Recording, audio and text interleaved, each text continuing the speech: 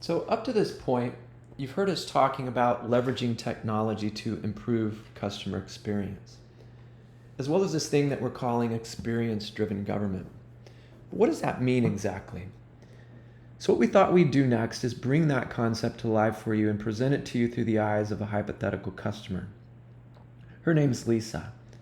Lisa's 33 years old, she lives in Hawaii, and she works for a graphic design firm.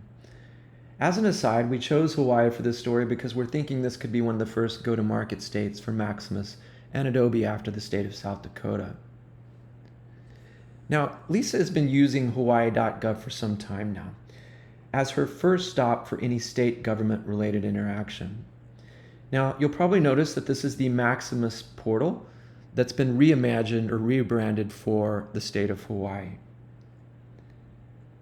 Up to this point, Lisa's used Hawaii.gov to renew her driver's license, as well as purchase a fishing license, and she's also reserved a campsite at one of the local state parks. All of which have been great personalized experiences, but these are just single point in time interactions. Where the power of our combined solution really shines and can make a difference are those stories that have multiple interactions over a period of time. Say, for example, I lost my job, or I have a child with a disability, or I'm a low-income female who's expecting a child. Now, these are all health and human services related examples, and we could probably come up with dozens of those, but for today, what we wanted to do was tell a story that's more relevant at the state.gov level, as opposed to a specific department. And that story is someone who's starting a business within a state. For most states, that can be a very frustrating and disjointed process, often involving interactions with multiple departments, both at the state and the county level. So there's a lot of room for improvement here, and we think this is a story that will resonate with most states. So let's get back to Lisa's story. You'll notice from her dashboard, Lisa's opted in to receiving a monthly newsletter from the governor of Hawaii, Governor Ige. And she has opted in to receiving electronic notifications and personalized recommendations. The Adobe platform has a privacy governance API that will allow the customer to opt in or opt out, as well as view and control the data that's collected within their profile. I should also point out that any data collected is not owned by Adobe. It's owned by the state and it's managed by the customer. When Lisa receives the most recent edition of Governor Ige's monthly newsletter, there's something in it that catches her attention. Specifically the banner which highlights Governor Ige's message promoting women and minority-owned businesses within the state. Lisa's been working for a graphics design company for the last couple years, and has often thought of starting her own business so that she can work on projects of her own choosing. This banner represents a personalized recommendation, or offer if you will, based upon Lisa's real-time customer profile and audience segmentation. So let's take a look at that profile. Now, this is just a conceptualization of a real-time profile, and as Lisa continues through her customer journey, this profile will continue to update. Now, based upon her previous interactions with the state, Lisa qualifies for several different audience segments that you can see listed in the top right corner, including having recently renewed her driver's license. She's also someone who enjoys fishing and camping, and she's a minority female. And that last segment is what we're using to personalize the banner that appears at the top of the email. So I'm going to pause here and see if there are any questions. Okay, great. So when Lisa clicks on this Learn More button, behind the scenes we're kicking off an orchestrated customer journey that will walk Lisa step by step through the process of starting her business. So when she clicks on the link, that takes her to the Department of Commerce's Business Development landing page, where you'll notice that we have another targeted banner at the top of the page, encouraging Lisa to read some success stories about women-owned businesses in the state. Now, we know from our commercial experience that a personalized offer is up to 20% more likely to convert. Now, 20%, that's a big number. And conversion, if you're not familiar with that term, it's a marketing term. It essentially means that we're trying to elicit a specific online behavior. On the commercial side of the fence, that typically means adding a product to a shopping cart. In government, that could mean instead clicking on a button to apply for eligibility, or clicking on a button to begin the process of fostering a child, or clicking on a button to pay your child support. Also, I'd like to point out that Adobe can help make the Maximus.gov and eligibility and enrollment portals more interactive, using real-time decisioning that can factor each click into that next set of content that gets displayed. An example of that is this thing we're calling a business startup coach that Lisa can use to find more information about starting her business in the state of Hawaii. You'll also notice down here in the bottom left-hand corner a button that she could click on to start an interactive chat. While Adobe doesn't provide chat, what we can do is make that chat experience better. We can, for example, share profile data with the Genesis interactive chat feature to help improve the intelligence and the relevance of that interaction. And we understand that Genesis is a platform that Maximus is currently using. So Lisa takes all of this information into consideration. She talks it over with her friends and her family, and she also gets legal advice from an attorney. After a week of no related online activity within her profile, using customer journey orchestration, we retarget Lisa with a follow-up email that's more specific in terms of the conversion we're expecting. The call to action here is that she begins the process of starting her business. And the first step in that journey is that she needs to register her business. Now, if we take a look at Lisa's profile here, based upon her interactions with the business development landing page, Lisa now falls within the someone who is interested in starting a minority woman-owned business. And as you can see on the bottom here, that entire series of experience events is something that we can track using Adobe Customer Journey Analytics. Both online as well as offline, including, for example, call center actions. So I'll pause here to see if anyone has any questions so far. Okay, great. So on this attempt, we get the conversion that we're hoping for, and Lisa clicks the link to begin the process of registering her business. Now, up to this point, for the most part, Lisa has been interacting with us anonymously, and we can make personalized recommendations on the web to somebody who is browsing anonymously. And most people that are visiting state websites do so without logging in or authenticating. But because Lisa's about to begin the process of filling out an application, we do require that she logs in using the state's preferred single sign-on provider. Now, when Lisa logs in, the application is pre-filled using information from Lisa's .gov account. Now, Lisa answers a few questions about the business that she intends to create, including that she plans to hire employees.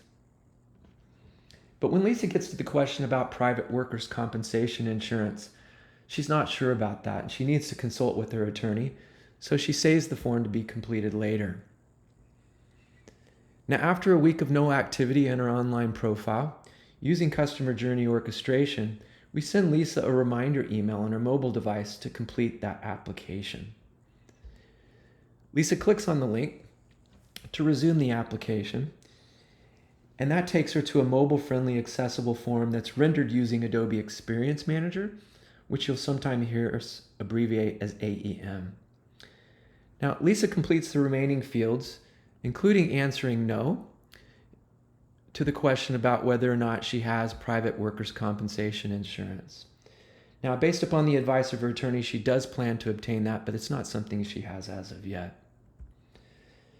Lisa then signs the form electronically using Adobe Sign. Using Adobe Sign, we can accommodate any electronic signature process, including routing the application for multiple signatures if required.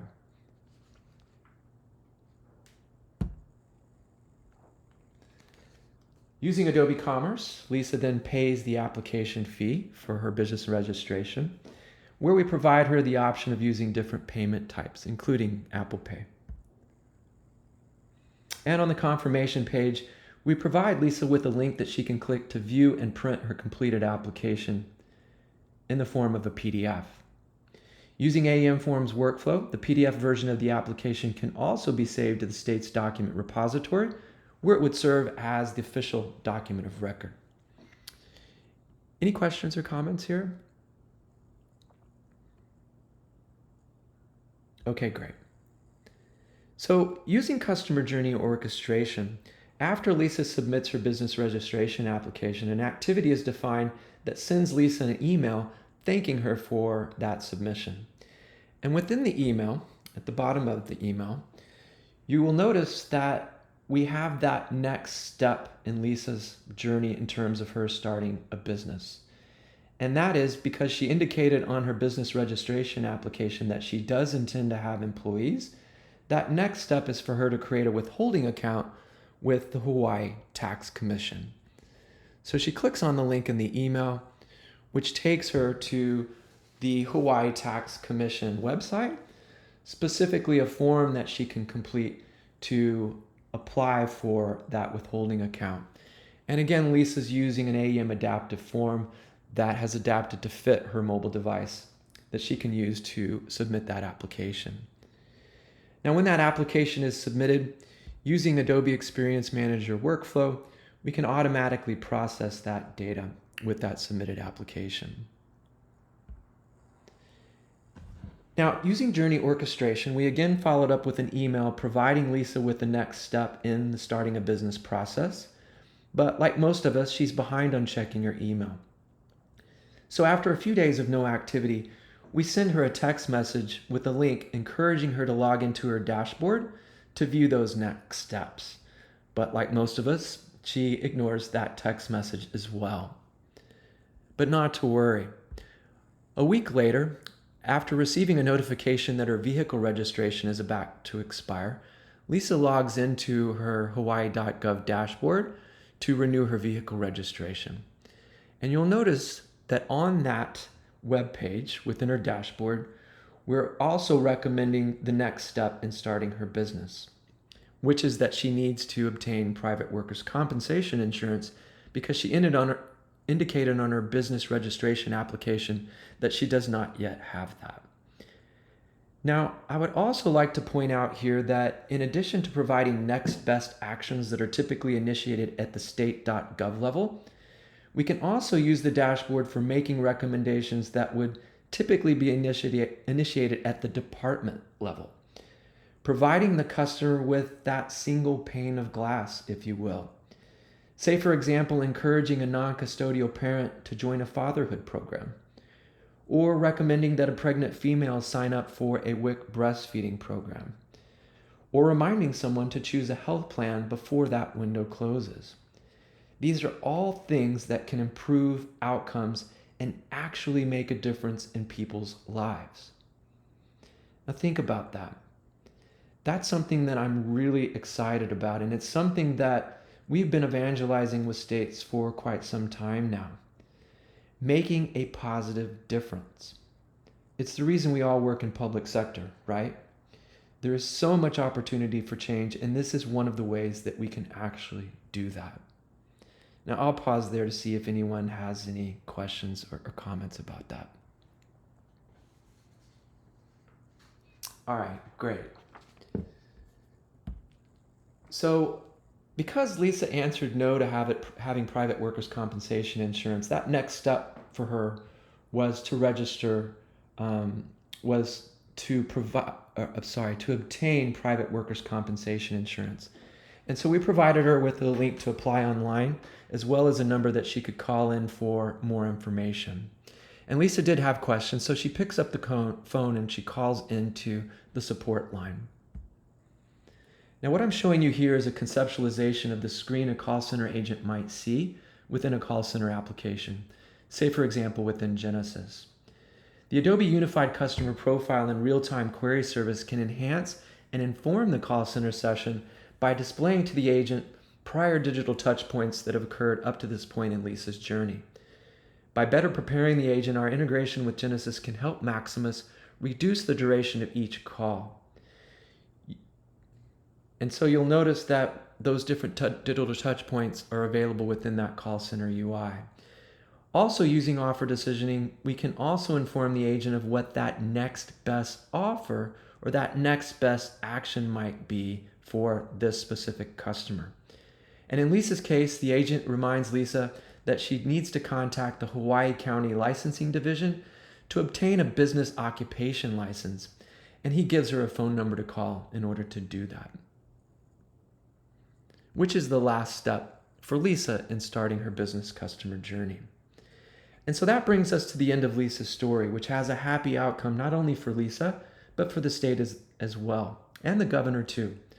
By connecting Lisa with the right content at the right time in her journey, we are able to help her along the path of creating another successful minority woman-owned business in the state. So next, I want to talk about the underlying technology that made that experience possible. But before I do that, I'll pause to see if you have any questions or comments. So what I'm showing you here is a high-level conceptual view of the combined solution. It's a solution that places the customer at the center. Based upon what we know about the customer, we're able to drive experiences across the different digital touch points that you see listed across the top, and we can orchestrate those into end-to-end customer journeys. The next layer below that is the customer experience layer.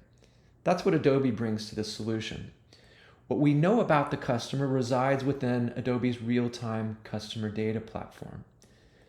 Now, the customer profile consists of two different types of data: behavioral data and operational data. The behavioral data is populated using Adobe Analytics.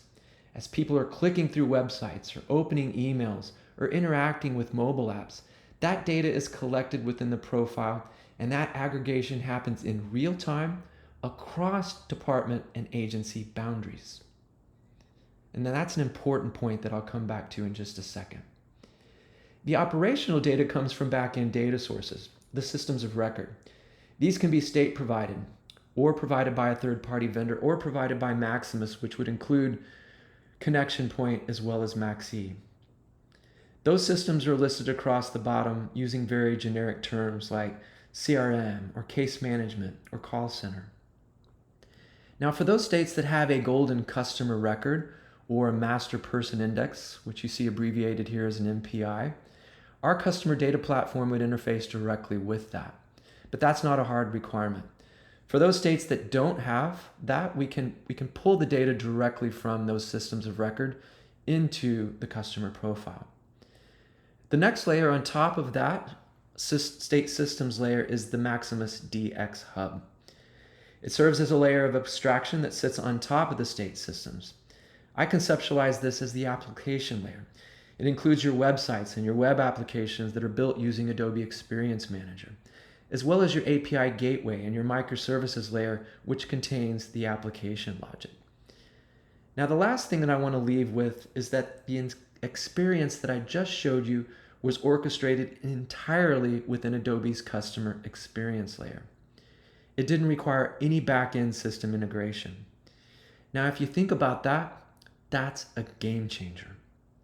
We've all heard of this concept of no wrong door, right? That's a vision that we've been talking about within HHS for decades now. But apart from integrated eligibility, it's a vision that has for the most part gone unrealized. And that's because in the past, we've had to integrate those siloed legacy department-based systems to do that. And that is really hard to do.